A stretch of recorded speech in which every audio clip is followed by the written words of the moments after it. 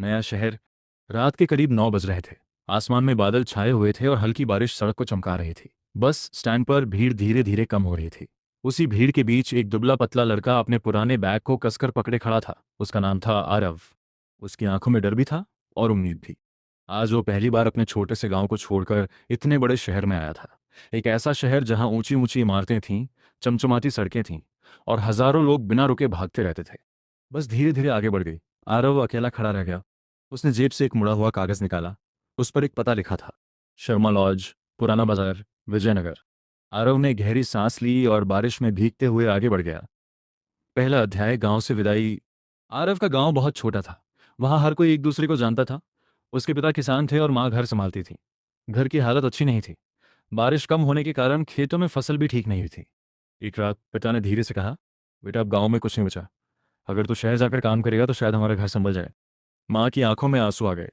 इतनी दूर अकेला कैसे रहेगा मेरा बेटा? आरव मुस्कुराने की कोशिश करते हुए बोला, माँ मैं जल्दी कुछ बनकर लौटूंगा। उस रात किसी की आंखों में नींद नहीं थी। सुबह जब बस आई, पूरा घर उदास हो गया। माँ ने उसके बैग में पराठे रखे और माथा चूम लिया। खुद का ध्यान रखना। बस चल पड़ी। आरव खिड़की से गांव को दूर जाते हुए देखता रहा। उसे नहीं पता था कि यह नया शहर उसकी जिंदगी पूरी तरह बदल देगा। दूसरा अध्याय, अजनबी शहर। बारिश तेज हो चुकी थी। आरव कई लोगों से रास्ता पूछता हुआ आखिरकार शर्मा लॉज पहुंच गया। लॉज बहुत पुराना था, दीवारों का रंग उतर चुका था। अंदर बैठे बूढ़े मालिक ने पूछा, कौन? जी मेरा नाम आरव है, गांव से आया हूं, कमरा चाहिए। बूढ़े आदमी ने उसे ऊपर से नीचे तक देखा। कैसे हैं? आरव ने जेब से कुछ नोट निकाले। बस इतने ही है। मालिक ने लंबी सांस ली। ठीक है, छोटा कमरा मिल जाएगा। कमरा बहुत छोटा था।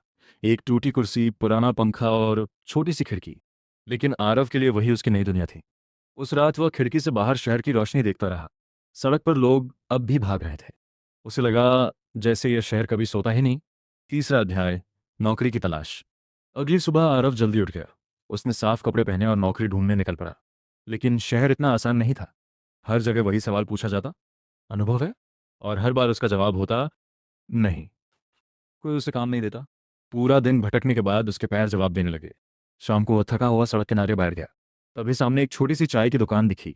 दुकानदार ने पूछा, क्या हुआ भाई, बहुत परेशान लग रहे हो? आरव ने सब सच बता दिया। दुकानदार मुस्कुराया। नाम क्या है? आरव। मैं रमेश हूँ, अगर चाहो तो यहाँ काम कर सकते हो। आरव की आंखों में चमक आ गई। सच? हाँ, मेहनत करनी पड़ेगी। उस दिन पहली बार शहर थोड़ा अपना सा लगा। चौथा अध्याय, संघर्ष। अब आरव सुबह 5 बजे उठता, दुकान साफ करता, चाय बनाता और ग्राहकों को सर्व करता। काम बहुत कठिन था। कई लोग उसे डांटते, कुछ लोग उसका मजाक भी उड़ाते, लेकिन वो चुप रहता। रमेश चाचा अक्सर कहते, शहर में वही टिकता है जो हार नहीं मानता। धीरे धीरे आरव काम सीख गया। एक दिन दुकान पर कुछ कॉलेज के लड़के आए। वे हंसते हुए अंग्रेजी में बात कर रहे थे। आरव चुपचाप सुनता रहा। उसे महसूस हुआ कि शहर में आगे बढ़ने के लिए पढ़ाई बहुत जरूरी है। उस रात उसने फैसला किया, मैं फिर से पढ़ाई करूंगा। आते सुनने। पांचवा अध्याय, नई शुरुआत। अब दिन में वह चाय की दुकान पर काम करता और रात में पढ़ाई। वह पुराने किताबों के बाजार से सस्ती किताबें खरीद लाया। रात के 2-2 बजे तक पढ़ता रहता। धीरे धीरे उसकी अंग्रेजी सुधरने लगी। एक दिन दुकान पर एक आदमी आया। उसने देखा कि आरव खाली समय में किताब पढ़ रहा है। तुम पढ़ाई करते हो? जी। कौन सी? कंप्यूटर सीखना चाहता हूँ। आदमी मुस्कुराया। मेरा नाम विक्रम है, मैं एक कंप्यूटर सेंटर चलाता हूँ, अगर मेहनत करोगे तो मैं मदद कर सकता हूँ। आरव को अपनी किस्मत बदलती हुई महसूस हुई। ही थोड़ी आती हो। छठा अध्याय, सपनों की उड़ान। अब उसकी जिंदगी बदलने लगी। सुबह दुकान, दोपहर कंप्यूटर क्लास और रात में पढ़ाई। कई बार वो इतना थक जाता कि चलते चलते सोने जैसा महसूस होता। लेकिन उसके पास रुकने का समय नहीं था। धीरे धीरे उसने कंप्यूटर चलाना सीख लिया। फिर इंटरनेट, फिर डिज़ाइन बनाना। कुछ महीनों बाद उसे एक छोटी कंपनी में नौकरी मिल गई। पहली तनख्वाह हाथ में आते ही उसकी आंखें भर आईं। उसने सबसे पहले गांव पैसे भेजे। माँ का फोन आया, बेटा तेरे पापा आज बहुत खुश हैं। आरव मुस्कुराया, लेकिन उसकी आंखों से आंसू निकल पाए। Cryptos of. सातवां अध्याय, शहर का सच। लेकिन शहर सिर्फ सपनों से भरा नहीं था।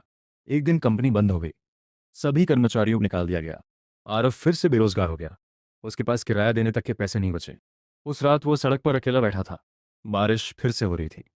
उसे वही पहली रात याद आई जब वह इस शहर में आया था। उसने आसमान की तरफ देखा और खुद से कहा, क्या मैं हार जाऊं? तभी उसे रमेश चाचा की बात याद आई। शहर में वही टिकता है जो हार नहीं मानता। आरव उठ खड़ा हुआ। आठवां अध्याय, नया मौका। अगले दिन वह फिर नौकरी ढूंढने निकल पड़ा। इस बार उसके पास हुनर था। आखिरकार उसे एक बड़ी कंपनी में इंटरव्यू का मौका मिला। इंटरव्यू लेने वाले ने पूछा, तुम्हारी सबसे बड़ी ताकत क्या है?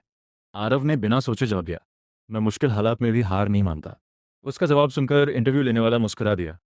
कुछ दिनों बाद उसे नौकरी मिल गई। अच्छी तनख्वाह, अच्छा ऑफिस। अब जिंदगी धीरे धीरे पटरी पर आने लगी। 9वां अध्याय, अपने लोगों की याद। सफलता मिलने के बाद भी आरव अपने गांव को नहीं भूला।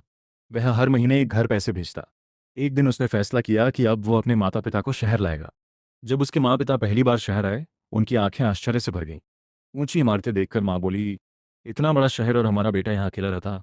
आरव मुस्कुरा दिया, अब अकेला नहीं हूँ माँ। उसने अपने माता पिता को नया घर दिखाया।